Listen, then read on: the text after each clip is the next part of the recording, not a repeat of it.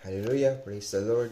At salamat po sa ating Panginoon at narito naman ako upang maghayag ng kanyang banal na salita. Kinakamusta ko po ang aking mga kapatiran sa Dorowait Lamesa at sa Dorowait Parayan kay Ma'am Chi at kay Pastora Christy. Mga kapatid, samahan niyo po tayo po yung manalangin. Hallelujah. Hallelujah. Dakilang Diyos sa aming Ama, Panginoong Hesus, Banal na Espiritu. Maraming salamat po sa tagpong ito.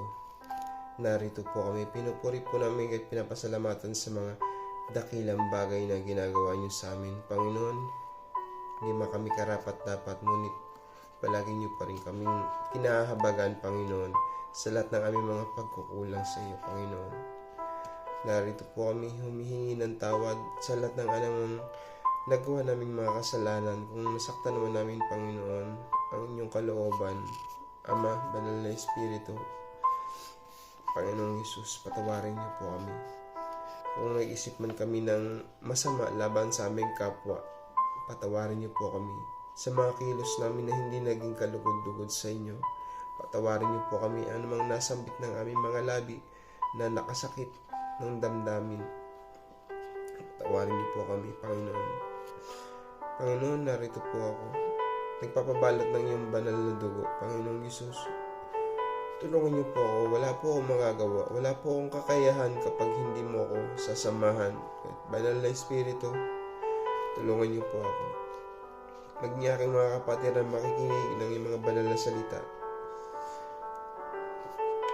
Lord, nawa ito tumimo sa aming puso't isip. Tulungan niyo po kami, Panginoon, na ipaunawa niyo ng malalim sa amin, Panginoon. Paunawa niyo po, Panginoon, ang iyong mga banal na salita upang ito ay ilakad namin, maging buhay kaming patotoo, Panginoon. Panginoon, dinadalangin ko din, Panginoon, ang lahat ng mga lalabas sa aking labi, nawa ito ay ayon lamang sa iyong kalooban. Ikaw ang mataas sa aking buhay. Itago niyo po ako sa iyong likuran upang kayo po ang mapapurihan, aking Ama. Maraming salamat po muli, Panginoon. Ito po ang aking samot dalangin na may pasasalamat at pagsamba sa pangalan ng iyong anak na si Jesus at sa palaging pagsama ng Banal na Espiritu. In Jesus' name, Amen. Hallelujah. Praise the Lord. Mga kapatid, samahan niyo po ako, tayo po yung mag-aral ng banal na salita ng ating Panginoon. Magsipagbukas po kayo sa akin sa Filipos 2:19 hanggang 30 po. Amen. Hallelujah. Atin pong basahin ang banal na salita natin, Panginoon. Si Timoteo at Epaprodito, umasa ako sa Panginoong Hesus na mapapunta ko agad riyan si Timoteo upang mapanatag ang aking kalooban kapag aking nalaman mula sa kanya ang inyong kalagayan. Wala nang hihigit sa kanya sa pakikiisa sa aking damdamin at pagmamalasakit para sa inyong kapakanan. Ang inaatupag lamang ng iba ay ang sarili nilang kapakanan at hindi ang kay Kristo Jesus. Kayo na rin ang nakakaalam. Amen. Kayo na rin ang nakakaalam. Sa katapatan ni Timoteo, kasama ko siya sa pangaral ng magandang balita. Tinulungan niya ako tulad ng pagtulong ng isang anak sa kanyang ama. Amen. Kaya, binabala kong papuntahin siya riyan pagkatapos kong matiyak ang magiging kalagayan ko rito. Subalit ako'y umaasa sa tulong ng Panginoon na ako rin ay makakapunta riyan sa lalong madaling panahon. Iniisip kong kailangan ng pauwiin diyan ng ating kapatid na si Epaprodito na aking kamanggagawa at kapwa kawal ng Diyos na isinugo ninyo upang magdala ng inyong kaloob at upang makatulong rin dito. Sabik na siya sa inyo, sa inyong lahat. Nag-alala siya dahil sa nabalita ninyong nagkasakit siya. Tunay ngang siya ay nagkasakit at muntik nang mamatay, subalit kinahabagan siya ng Diyos. Amen. At hindi lamang siya, kundi pati ako, upang huwag nang madagdagan pa ang aking kalungkutan. Kaya nga, nais ko ring mapauwi na siya riyan, sapagkat alam kong natutuwa kayong makita siyang muli.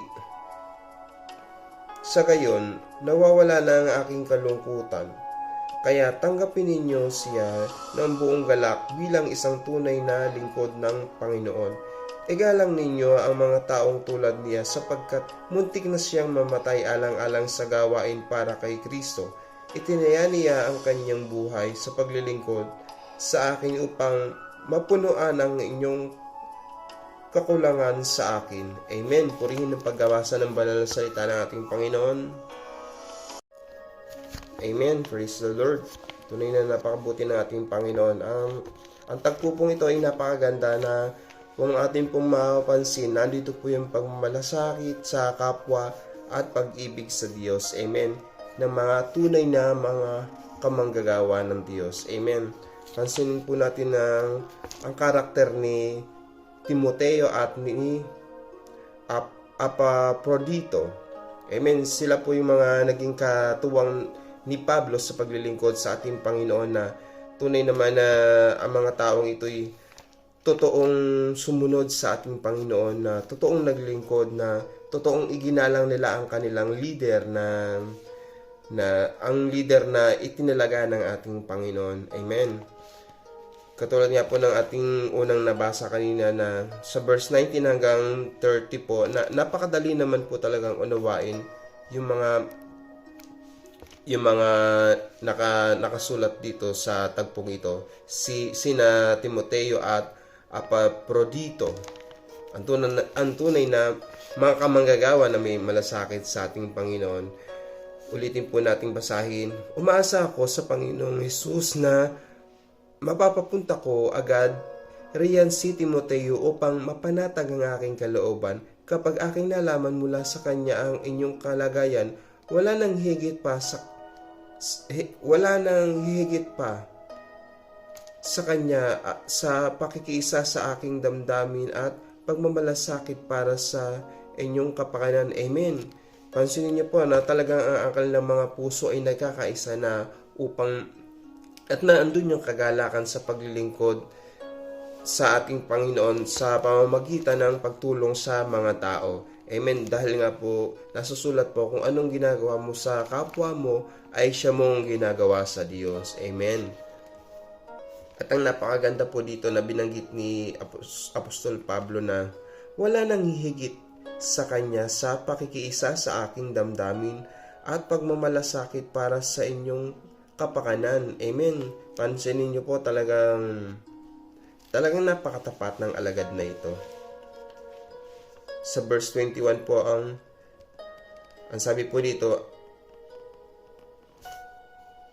sa verse 21, ito po yung mga nakakalungkot na karakter ng mga Kristiyano, ngunit hindi naman tumutupad sa kanilang tungkulin. Hindi kalooban ng Diyos ang kanilang mga ginagawa. Sa verse 21 po, ang inaatupag lamang ng iba ay ang sarili nilang kapakanan at hindi ang kay Hesukristo. Ayun po ang isang nakakalungkot sa isang Kristiyano. Ang sabi nga dito, ang inaatupag lamang ng iba ay ang sariling kapakanan at hindi ang kay Hesukristo. Ibig sabihin yung makasarili, yung gusto lamang nila ang kanilang ginagawa, na wala silang pakialam sa ibang tao, wala silang pakialam sa gawain para sa Diyos. At sabi nga po na hindi nila iniisip ang kapakanan, ng gawain para sa Diyos, kung ito ba ay magiging mabuti o ano ba ang maitutulong nila. May mga tao po kasi talagang gano'n na kailangan din nating unawain at ipanalangin, at ang Diyos ang kikilos sa mga gantong klaseng karakter. Amen. Huwag tayong magagalit sa tao, kundi yung espiritu na sumasanib sa tao, dahil kahit ang tao ay nahihirapan din sa ganong espiritu. Amen. Kaya wala pong ibang magandang gawin kundi ipanalangin. Huwag po nating silang kamumuhian o kasusuklaman dahil sila ay sa loob ng katawan nila ang nababalot ng maruming kaisipan ay ito ay gawa ng Diablo. Espiritu ito ng Diablo at kailangan natin ipanalangin ang mga ganong kapatiran. Amen. Amen. At dito po sa verse 22, kayo na rin ang nakakaalam sa katapatan ni Timoteo. Kasama ko siya sa pangangaral ng magandang balita. Tinutulungan niya ako tulad ng pagtulong ng isang anak sa kanyang ama. Amen. Ganun katindi palang tumulong si Timoteo sa ating kapatid na si Pablo. Talagang yung ihinalin tulad pa nga na ang pagtulong daw ay katulad ng anak sa ama. Di ba kapag po kailangan ng tulong ng ama, ay ang anak talaga ay sumusunod kung anong iutos ng anak, ng ama ay nasunod ang anak. Amen. At kapag nahihirapan ng ama, tinutulungan ng anak. So, ibig sabihin na andun talaga yung pagtutulungan at pagmamalasakitan. Amen. Sa verse 23 po, kaya binabala kong papuntahin siya riyan pagkatapos kong matiyak ang magiging kalagayan ko rito. Subalit ako'y umaasa sa tulong ng Panginoon na ako rin ay makakapunta riyan sa lalong madaling panahon.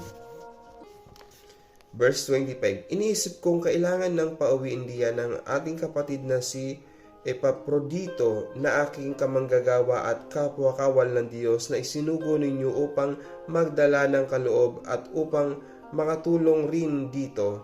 Sabik na siya sa inyong lahat. Nag-aalala siya dahil sa nabalitaan ninyong nagkasakit siya. Tunay nga siya ay nagkasakit at muntik nang mamatay. Subalit kinahabagan siya ng Diyos at hindi lamang siya kundi pati ako upang wag nang madagdagan pa ang aking kalungkutan. Amen. Ito pong si Epaprodito ay ang nagdala ng kaloob at tulong sa gawain para kay Pablo. Amen. Siya po ay isang mandirigma din ng Diyos na tapat at sumusunod sa ating Panginoon at sumusunod sa itinalaga ng ating Panginoon na tagapanguna. Amen. Kung mapapansin po natin mga kapatid na si Timoteo at Epaprodito ay talagang sumusunod sa ating Panginoon. Kung anong inutos ng kanilang mga leader ay talagang nasunod at ang kanilang pagsunod ay galing sa kanilang puso na itutuloy po natin kung ano pong nangyari kay Epaprodito dito. Amen. Mga kapatid, dito po sa verse 27, tunay ngang siya ay nagkasakit at muntik nang mamatay. Subalit kinahabagan siya ng Diyos. Iyon po ang nangyari kay Epaprodito na muntik na siyang mamatay at siya ay nagkasakit. Ngunit, ito po ang napakaganda, ngunit kinahabagan siya ng Diyos. Ang totoong naglilingkod po sa ating Panginoon at totoong tumatawag, humihingi ng tawad, ay kinahabagan ng ating Panginoon.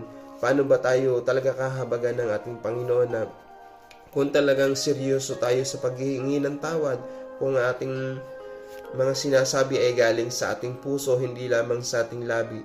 Kasi po kapag tayo nanalangin na lumalabas kung anong laman ng ating puso, lumalabas sa ating bibig, yun po ang gustong-gusto ng ating Panginoon. Hindi yung iniisip lang natin at ito ay lumalabas sa ating bibig. Hindi yan kalooban ng Diyos at yan ay kalooban mo. Dahil kapag ang sinasalita ng isang tao ay walang puso, hindi galing sa puso, alam na alam yan ng ating Panginoon. Dahil kung totoong nananalangin ka sa ating Panginoon, hindi ka pa nga nagsasalita, ay lumalaglag na ang luha mo. So ibig sabihin, talagang ang panalangin mo ay galing sa puso na minsan sa loob na lamang natin, hindi na tayo nagsasalita, ngunit yung ating puso ay nangungusap sa ating Panginoon na nagpapakumbaba, na humihingi ng tulong, na nakikiusap sa ating Panginoon. Alam na alam yan ng ating Panginoon dahil ang ating Panginoon ay all-knowing God. Alam niya lahat. ang lahat ng sitwasyon sa ating buhay. Kaya mga kapatid, kung tayo po ay mananalangin, sikapin po talaga natin na galing sa ating puso upang kahabagan din tayo ng ating Panginoon. Dahil hindi kahabagan ng ating Panginoon ang mga taong nagmamataas, ang mga taong nananalangin lamang upang mapapurihan, nananalangin lamang na yung mga saulong panalangin ba na hindi galing sa puso, kundi basta na lamang binibigkas ng mga labi. Ang gustong-gusto talaga ng ating Panginoon, danas ko po ito kapag may kalungkutan ako, pag may kasalanan ako, o kapag may kailangan ako, talagang lumuluhod ako sa ating Panginoon at lumalaglag ang aking luha, at talaga naman kinabukasan ay tinutugon agad ng ating Panginoon.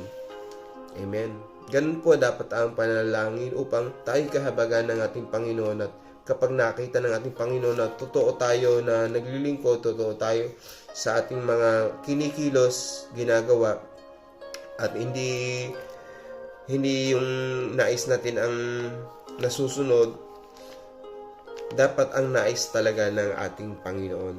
Paghariin natin ang ating Panginoon sa ating puso, at tiyak naman na ibubuhos ng Diyos ang pagpapala sa atin. Tulad nga dito nang nagkasakit si Epaprodito, ay siya ay kinahabagan ng ating Panginoon at siya ay agad na gumaling. Amen.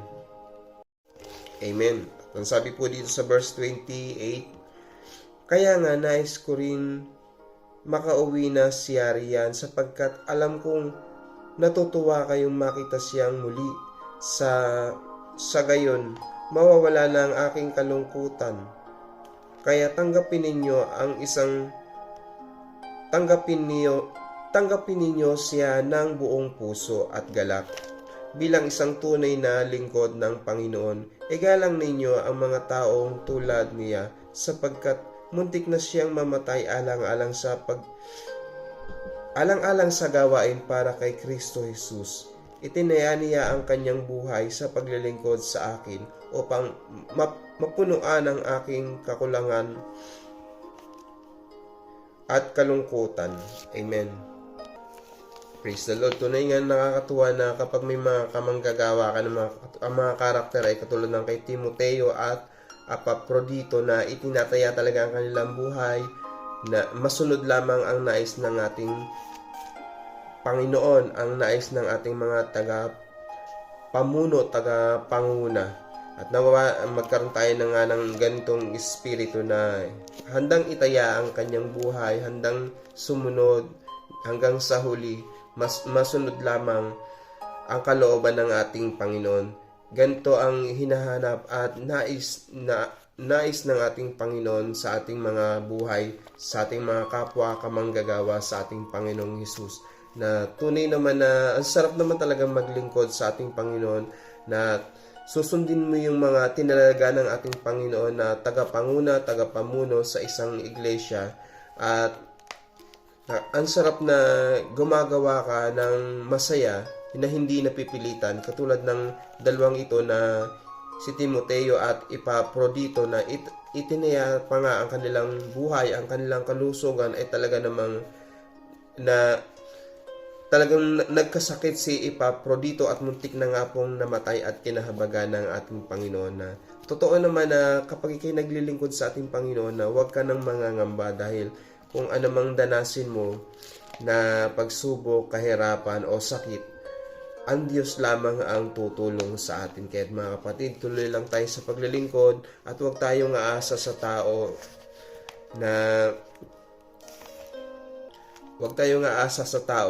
umasa tayo sa ating Panginoon at tiyak na magkakaroon ng kaginhawahan ang ating buhay paglilingkod. Amen. Sa Diyos ang lahat ng papuri, at maraming salamat po muli sa aking mga kapatiran na patuloy na nanalangin sa amin dito sa Italy. Amen. Mga kapatid, samahin niyo po ako, tayo po'y manalangin.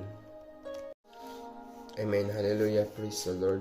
Binuburi ka namin, pinapasalamatan, Panginoon, sa mga dakilang bagay na ginagawa niyo palagi sa aming buhay. Panginoon, salamat po sa napakagandang katuruan na aming mga narinig ngayon, Panginoon, sa buhay ng dalawang alagad, Panginoon, na totoong naglilingkod sa iyo, Panginoon, na totoong ginagalang nila ang mga itinilaga mo sa iglesia, Panginoon, mga tagapamuno at tagapanguna, Panginoon. Nawa, Lord, magkaroon din kami ng mga gantong espiritu na palaging sumusunod sa kalooban mo, Panginoon. Tulungan niyo po kami, Panginoon, dahil hindi po namin kaya sarili lang naming lakas, Panginoon. Tulungan niyo po kami, Panginoon. Nagpapasalamat po ako, Panginoon, sa paggamit mo sa aking buhay na ikaw ang nahayag at ikaw ang naitaas sa aking buhay. Sa aking mga kapatiran, Panginoon, dalangin ko, Panginoon, na tumimo ang lahat ng aming mga napag-aralan sa aming puso't isip na may isa pamuhay namin ito, Panginoon, ang pagmamalasakitan sa kapwa, Panginoon. Lalong higit sa pagmamalasakit sa gawain para sa iyo, Panginoon, na tunay ka nang malapit ka nang dumating, Panginoon, na kukunin mo na kami, Panginoon, at dalangin namin, Lord, sa pagdating mo ay mainit mo kaming madatna na naglilingkod sa inyo. Ang aming mga puso nawa ay walang bahid ng karumihan, Panginoon, upang makasama ka namin sa langit na bayan, Panginoon. Panginoon, tinadalangin ko po, Lord, ang gawain sa Doropate, sa Manila, sa sentro, Panginoon, at maging sa lahat ng mga Doropate churches na mga nasisimulaan pa lamang. Tulungan niyo po ang bawat isa sa amin, Panginoon. Gabayan niyo po kami, Panginoon, na maging kami ay maging kabahagi ng iyong gawain. At malugod ka nawa, Lord, sa lahat ng aming mga gagawin. Tulungan niyo po kami, Panginoon, ng bawat isa sa amin ay makapag-akay ng mga kaluluwa sa tuwing araw ng linggo, Panginoon. Dahil sabi mo nga po, Panginoon, nasusulat na kapag ang isang tao ay nakatanggap sa iyo, Panginoong Yesus, libo-libong anghel ang nagsasaya dyan sa langit, Panginoon. At maraming salamat din, Panginoon, sa lahat ng mga nananalangin sa bawat isa, na kapag maraming nananalangin ay mas mabilis ang katugunan. Panginoon, tulungan niyo po kami, Panginoon, lalong higit ang namumuno sa Doropate, Panginoon, sa Doropate Lamesa, Panginoon, kay Pastora Christy, sa kanyang asawa, sa kanyang mga anak at apo. Tulungan niyo po ang pamilyang ito na magawa nila ang nais mong sa gawain para sa iyo, Panginoon. Naniniwala ako at nananampalataya na sa lahat ng aspeto ng kanilang mga pangailangan, physical, financial, spiritual, na mga kalakasan, ng mga pagpapala, naniniwala ako at nananampalataya na ito ay ibibigay mo lahat sa kanila. Panginoon, ano mga inatas mo sa kanila na tungkulin, ito ay magagampanan nila ng ayon sa iyong kalooban. At bigyan niyo po sila ng kalakasan, Panginoon. Maging sa aming mga leaders, sa Elder Wilma, Panginoon, Hernandez, tulungan niyo po siya, Panginoon, sa pag-agapay sa aming pastora doon sa Pilipinas. At maging ako, Panginoon, ay nawa ay maging kaisa palagi ng gawain para sa iyo, Panginoon. Tulungan niyo po kami, Panginoon. Pagpalain niyo po, Panginoon, ang aming mga dotori di laboro o ang aming mga among pinaglilingkuran, at ito ay mag-flow sa akin at idaloy ko din ang pagpapala sa aking mga kapatiran sa Doropate Lamesa, Panginoon. Tulungan niyo po ako, Panginoon, na magawa rin ang nais mo para sa akin, Panginoon. Alam ko, Panginoon, ang lahat ng nais mo sa akin ay iyon ay isa kabubuti ko at isa kabubuti ng mga nakakakilala sa iyo, Panginoon.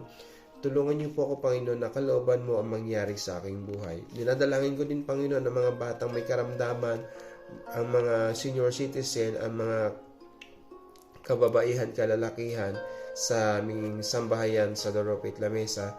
Naniniwala ko at nananampalataya, maging ang mga nawala na sa gawain, sila ay ibabalik mo, Panginoon, dahil sila ay sa iyo, Panginoon. Uhawin mo po muli, Panginoon, ang mga kaluluwa nila na hanapin ang iyong presensya. Dinadalangin ko din, Panginoon, ang aking pinsan na si Leonila Motas de la Cruz, Panginoon.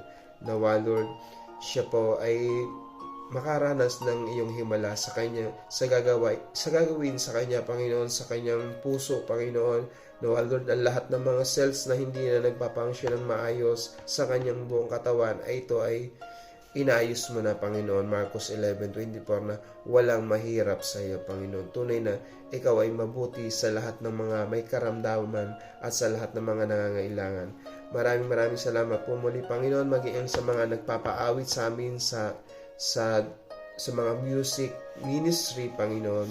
Tulungan niyo po sila, Panginoon, na magawa ang nais mo lamang, Panginoon, na ikaw lamang ang maitaas sa kanilang buhay. Kayo na po ang bahala sa bawat isa sa amin. Ito po, Lord, ang aming samot na langin na may pasasalamat at pagsamba sa pangalan ng iyong anak na si Jesus at sa palaging pagsama ng banal na Espiritu. In Jesus' name, Amen. God bless us all, mga kapatid. Sa Diyos ang lahat ng papuri.